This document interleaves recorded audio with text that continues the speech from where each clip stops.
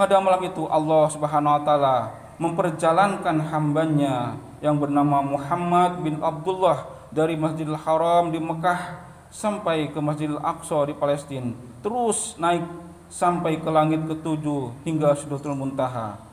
Sungguh alangkah jauhnya jarak itu, bahkan itu semua terjadi hanya sepertiga malam.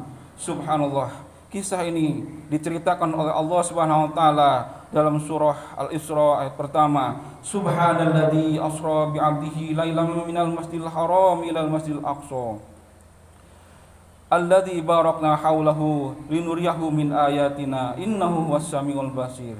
Maha suci Allah yang telah memperjalankan hambanya di malam hari dari Masjidil Haram sampai Masjidil Aqsa, yang kami berkahi sekelilingnya supaya kami perlihatkan kepadanya sebagian dari tanda-tanda kebesaran kami. Sesungguhnya dialah Allah yang maha mendengar lagi maha melihat. Hadirin jamaah Jumat rahimakumullah,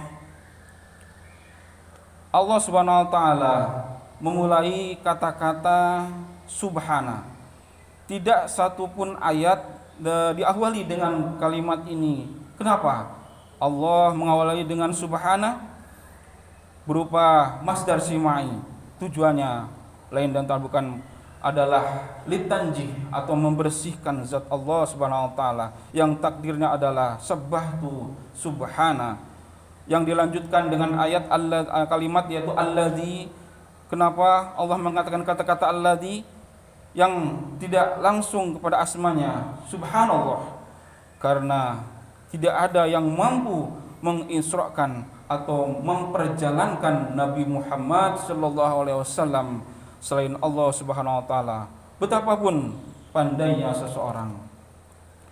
Hadirin rahimakumullah, kalau dipikir oleh akal manusia biasa tentu mustahil peristiwa itu terjadi, karena masyarakat waktu itu masih bodoh, perjalanan sangat jauh, transportasi belum modern, teknologi belum canggih, belum ada yang bisa menembus luar angkasa.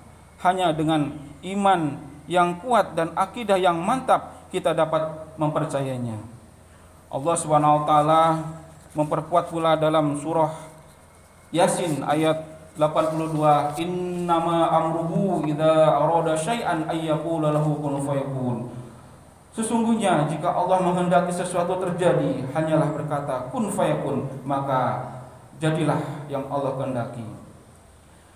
Sebagian ulama mengatakan bahwa tujuan Allah mengisrakan dan memi'rajkan Rasulullah adalah karena itu Rasulullah sedang dilanda musibah, kesedihan, resah, susah yang begitu pedih, sehingga tahun itu disebut juga sebagai Amul Uzni atau tahun kesedihan. Mengapa?